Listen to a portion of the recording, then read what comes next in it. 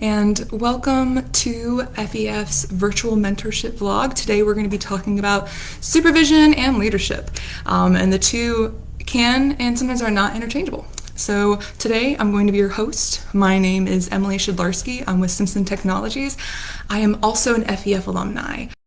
Graduated, we're not going to talk about the date, but from the University of Alabama at Birmingham with my bachelor's in materials engineering, and then I went back and got my master's in information engineering management. So I am also still active and engaged with FEF. I am on the board. I'm also involved in a few other organizations and activities with FEF, so if you stay involved and stay engaged with us, you'll see me around, and hopefully I'll see you. It looks like things are starting to get a little bit more in person, so looking forward to those days. All right, well, let's get into this. So today we're talking about supervision and leadership. So they're not the same, and since all of us are STEM, I'm going to go with a little bit of geometry. So I kind of see leadership as a square and supervision as a rectangle. So a supervisor can be a leader, and that doesn't necessarily mean that the leader can be a supervisor, right? So you can lead without being in a position of authority, right? So whether that's in, clubs, organizations, your local chapter at your university, or even in the industry, once you get into the industry, if you want to climb the ladder and get into more leadership roles like a plant manager or, maybe a facilities engineer or something. If you get into a role where you're guiding people, it's good to be a good leader. So we're not going to focus too much on the aspect of management because it's more important to understand how to be a good leader so you can get results and achieve your objectives. So, and kind of one of the things I saw online, and you can do research into this as well if you'd like, but the theory is that a true leader has people follow them, right? But supervisors and managers have people work for them. So they just direct people and watch people. That doesn't mean that they're really leading people, right? So I think everyone's had a few jobs where they had a boss that they would do anything for, and they've also had jobs that had a boss that you just did not like. So you're more productive when you're happy with your boss, right? So let's dive into what really are some of the traits of leaders, and then what you can do to be a good leader. All right, so good leaders are known for empowering their teams, right? So empowering people around them, engaging people around them. They're also known for helping to resolve issues and working beside and with their team. They're known for, this whole theory of we versus me. So they're looking at us together and they're saying, how do I help all of us be successful versus saying, how do I be successful? That narcissistic tendency that a lot of people in positions of power have. And then they also want to make sure that, good leaders will make sure that their peers and people around them can rely on them and people feel comfortable with them. They lead by example. Communication is free-flowing. People feel heard and respected. And there's just a lot, giving credit where credit's due. So a true leader isn't going to say, this was successful because of me. They'll say, oh, it was successful because, Brian's really good at coding and he got this done on time. And Sarah's really good at this design process, which helped implement and get everything moving correctly. And so by doing that, people are more engaged, right? So what can you do as a leader and in a leadership role to be successful and to, if that's something you want to do, how do you do it? What do you do? For me personally, I think the most important thing is to start with respect. I respect everybody from the get-go. That's just how I operate. I don't care who you are. I'm going to respect you from the first time I meet you. And then from there, I'll gain more respect, or maybe I'll lose respect for you. But, it's important to come into any relationship, whether it's inside of work or outside of work, and just be respectful of people. And that way you can start with a safe, even ground and then work from there. And then stay positive. It's really important to come in with a good attitude, because it's like, okay, well, yeah, this isn't the best situation, but we can work through it. It makes it a little bit easier to work with people, and it has this more positive, forward-thinking outcome, right? This forward-thinking mindset. So you'll see that a lot with leaders is that they're always looking for the future. They're looking at future state. What's the next step? But people that are in management and not good leaders will look at the past and say, this is what we've always done. This is how it's always been, right? And that isn't, beneficial. You need to be looking for the future so you can stay with the times and stay present and continue being successful. So And then from there, so you're gonna start with success. To be successful, you want to start with respect and be positive and forward thinking, right?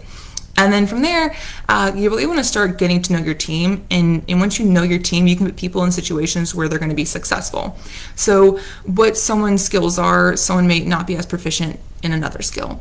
So let's say you understand that David's really good at metallurgy and that Lindsay's really good at design. And so you want to put them in positions where they're going to be successful because they're in that role, and you're going to optimize their skill set, right? You can't put people in positions where they're not going to do well and then be upset that they didn't succeed. So it's important to make sure you're just supportive of your team and you put the people in positions they need to be in. Figure out what motivates them, what people like. Some people really do really well with positive reinforcement, like saying, hey man, you killed it today, I'm really proud of you. Other people do well with like baked goods. You just got to figure out what motivates people and use that, and then understand their skills and figure out what inspires them, because then people are going to be happy because they see that their strengths are making such a big impact on whatever objective you have, right? So from there, you want to make sure that you're building up a certain level of trust.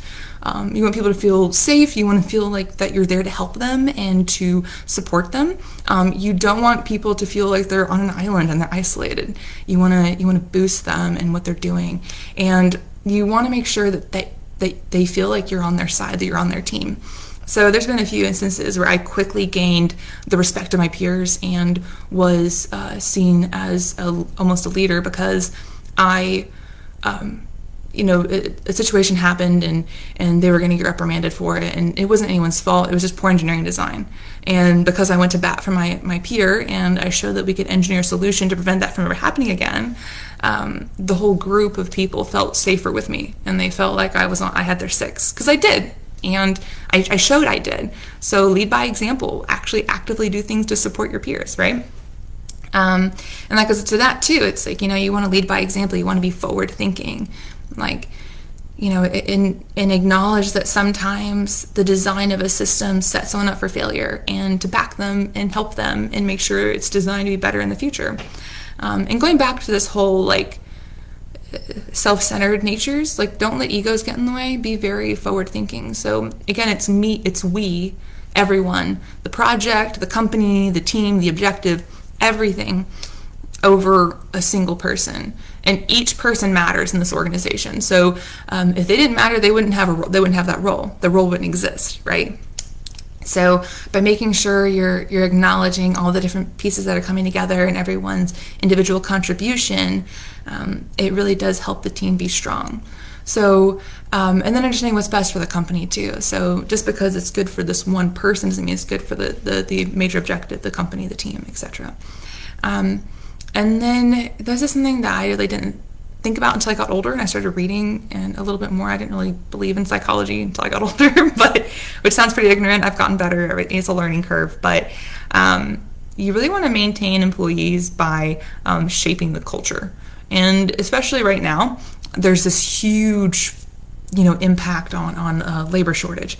And so if people don't feel like their skills are being used, if they're being challenged, if they don't feel like their boss cares about them or wants them to do well, or that they feel valued, then they don't really stay with the company. And it's so important to build a culture in your team, in your group, wherever you are, to maintain and keep everyone engaged and active, right? And there's this thing that actually was brought up in my one of my classes in my master's program, and it's Maslow's hierarchy of needs. And so it just kind of talks about basic human needs and what makes them happy and successful.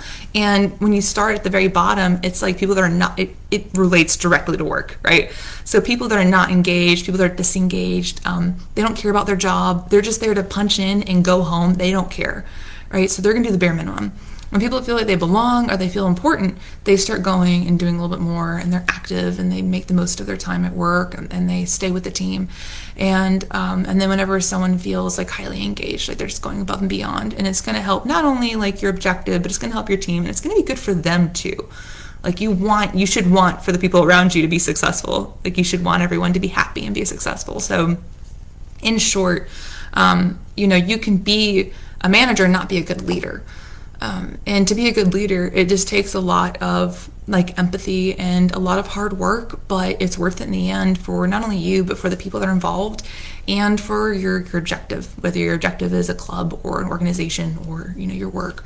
And it doesn't matter, especially now, because, happiness is paramount and we have a huge labor shortage, and it'd be beneficial to keep the people on your team and have them be high performers.